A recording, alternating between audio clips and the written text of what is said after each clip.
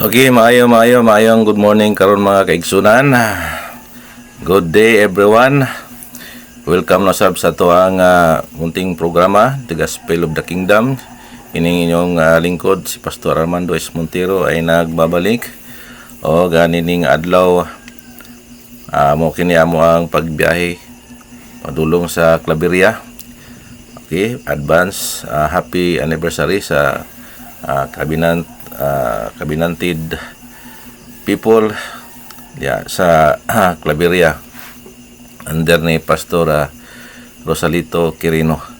O atong subject karon mga kaigsunan na may tungod kini sa kining kaduhang pagbalik sa atong Ginoo. Ining gitawag nga beyond the verses about the second coming of Jesus Christ. So at this point of time mga kaigsunan, sa di pa mo ayon sa unahan na regard sa tanan o shout out sa tanan nga mga covenanted pastors, covenanted churches o ginaot nga nagapadayon kamo sa tangkilik sa maong programa mga kaigsunan. So ato nang sugdan ang atong subject may tungod sa beyond the verses about the second coming of Jesus Christ. Atong na makita din sa Daniel chapter 9 verse 24 to 27. Nga diin naasa maong diagram nga ang 70 week of Daniel chapter 9 verse 24. O kining 7 weeks na fulfill na kini o nagsunod ang 62 weeks o diri gipatay si Jesus Christ, gilansang siya sa cross. O mo ni kung imo ni siyang isuma naka 69th week na. So but pasabot isa na lang kasimana ang maong kulang mahimong 70. So kining isa kasimana sa ilahana nga maong kalendar, that is 7 years, no? So naaman sila week of years, na po sila week of days. So kini nga maong 1 week nga nabilin nga wala pa kini na fulfill based sa Daniel chapter 9 verse 27. So usa kini ka week of years, no? So nakita ninyo as you can see sa maong diagram aduna kini gitawag gap, no? Nakaabot na ta og 2025 o 2025 years plus na, no? So mo ni ang i-consider nga gap. Og sa pagkahuman sa 69th week matud pa sa Bible sa Daniel 9:26, the Messiah is cut off.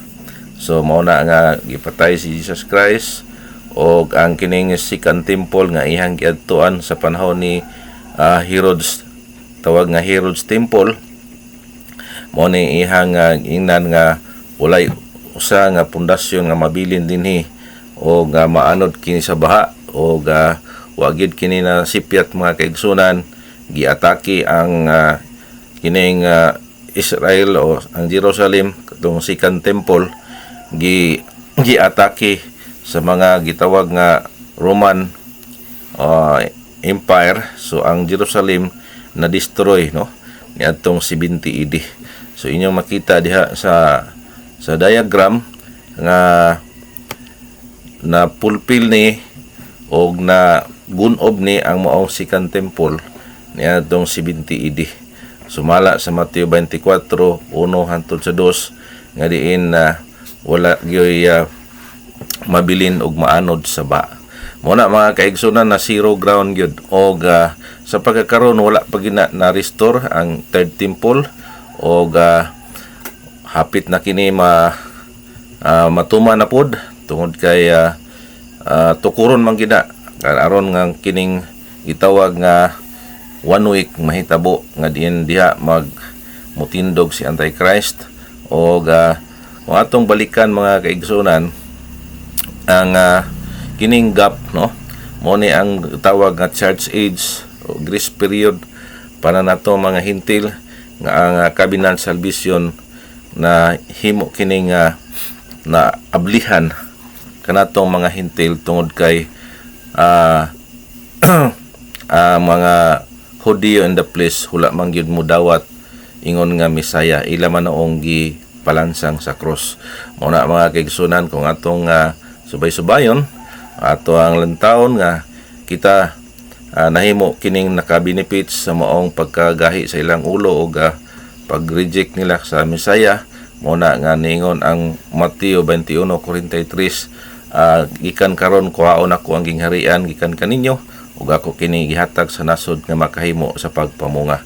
So mao na mga kaigsunan, so dili malalis nga sumala sa history nga ang Jerusalem kining sikan temple nga tawag Herod's Temple nga diin gitukod man ni nila Daniel 9:25 the time when the Jews are in their homeland 46 years nila ng pag-rebuild mga kaigsunan ani suko sila kay ingon man si Kristo nga gunubon ko ni nga templo ako ning patindogon sulod sa tulo ka human sa tulo ka adlaw.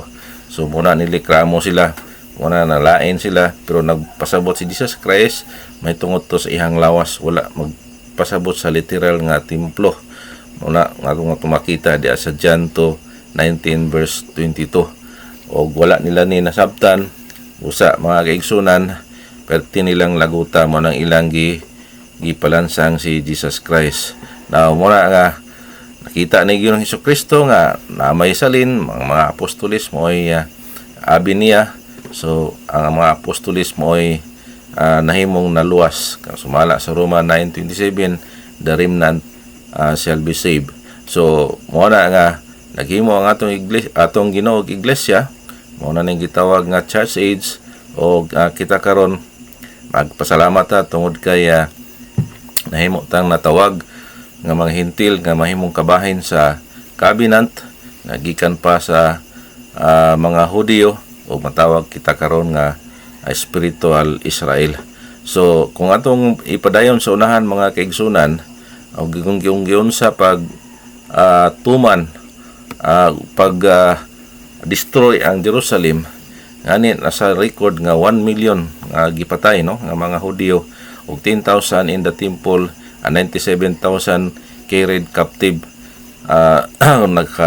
nakalain-lain dapit o dito sila nakasaag-saag o ngani kung atong i-shortcut gipangtawag sila o gigather na pud sila o nanapod sila karon sa homeland ug mao na pud ni sentro sa sige unhan o kagubot mga kaigsunan tungod kay atong 1948 nahimo na sila nga nabalik sa ilang homeland o na-establishar na pod ang maong mga katawan sa Dios in the place ng Hudiyo o 1967 nahimo kini nga nidaog na pod sa gira o hantod karon nakapurma na gid sila og magtukod na pod sila og ikatulong templo nga diin mao na pud na ang atong gipanid-an kung matukod na so gamay na lang yun, maihap na lang yun sa tudlo mga kaigsunan ang nanagay mga sinyalis nga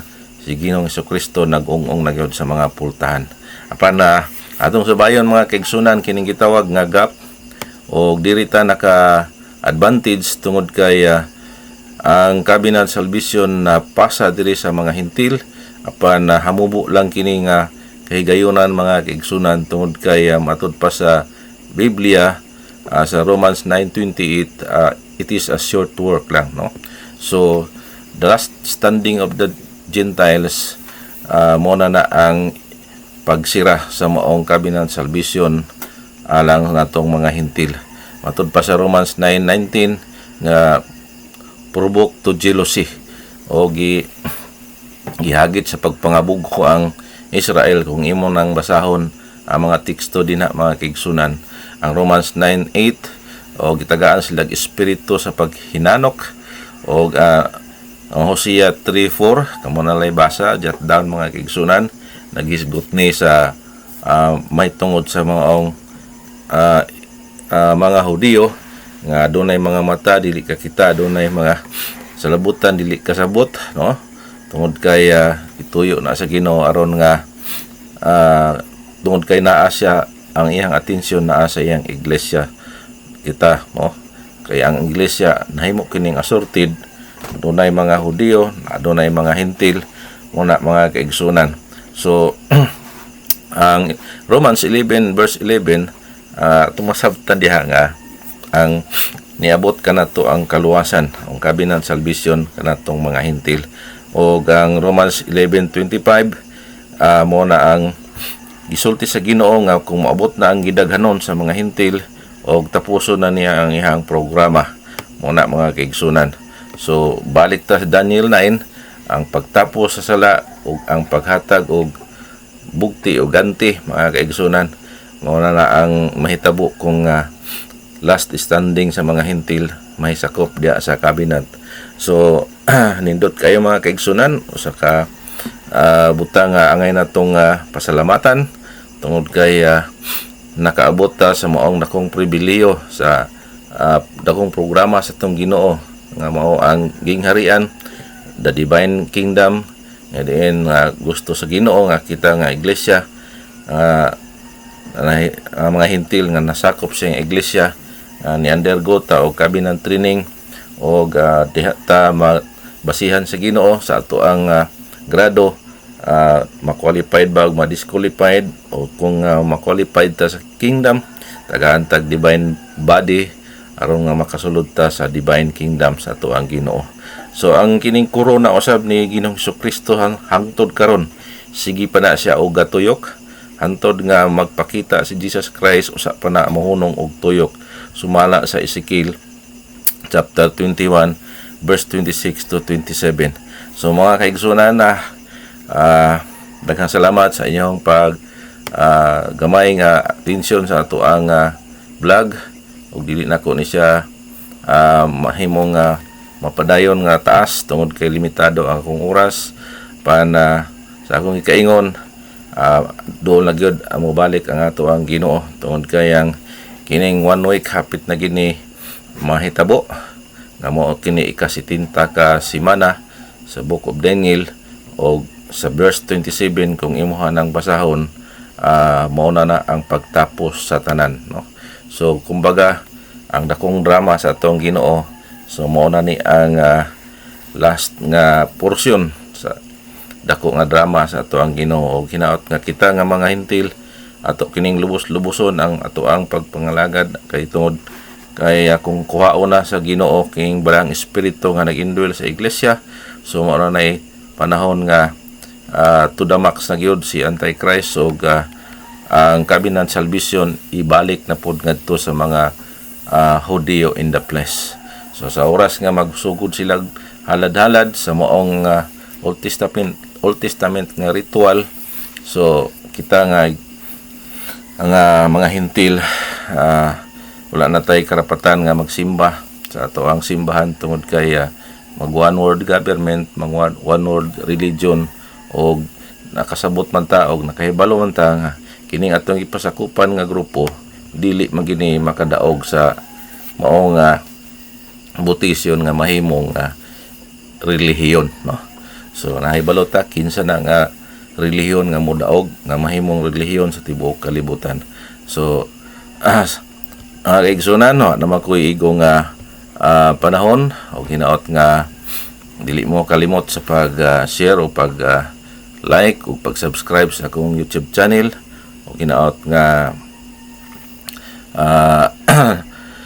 napanalanginan ang matag usa ka nato sa atong pagpamlandong sa pulong sa Ginoo karon, o hanggang sa muli magkita-kits tayo, o do not forget, no, ayaw kalimti ako ang programa mo na akong FB page Armando, one word Armando Montero, o i-like na siya o i-subscribe po ko sa YouTube channel Mary 67. O kung aduna kay gihikap ka sa Ginoo sa pagtabang sa mong programa, so na ako'y GCash number 0939-1633-428. So mahimo kang mag-contact niya o magpadala sa imuhang gamay nga blessing aron nga mahimong mapadayon usab kini atong programa nga pagwali sa maayong balita. Kay matod pas Mateo 24, kung kawali na ang maayong balita, mao na ang pagtapos sa tanan og mobalik na si Ginoong Kristo. Okay, bye-bye sa tanan.